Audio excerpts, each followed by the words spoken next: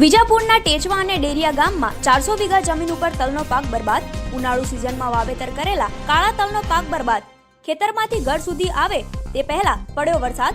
ખેડૂતોએ તલના પૂળા બનાવી ખેતરમાં મૂક્યા હતા, પણ તલના પૂળાને ખસેડવાનો સમય મળે તે પહેલા વરસાદ પડ્યો. 400 વીઘા જમીન ઉપર તૈયાર થયેલ પાક બરબાદ થયો. બંને ગામના લોકોએ સરકારી તંત્રને સર્વે કરવા પત્ર લખ્યો. મારું નામ પટેલ ભરતભાઈ અરગોનભાઈ, ગામ ટેચાવા, તાલુકો વિજાપુર, જિલ્લો મહેસાણા.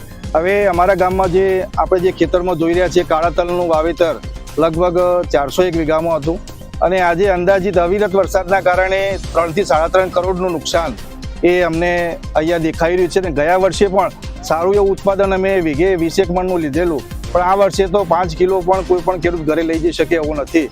એટલે સરકારશ્રીને આપના માધ્યમથી અમે વિનંતી કરવા માંગીએ છીએ કે જે પણ ખેડૂતોને આમાં થોડી રાહત મળે તો આર્થિક એમનું થોડું પાસું મજબૂત થાય, અને સૌ લોકો એવી આશા અપેક્ષા તમામ ખેડૂત મિત્રો અને ગ્રામજનો આપશ્રીના માધ્યમથી રાખી રહ્યા છે સરકારશ્રી તરફ.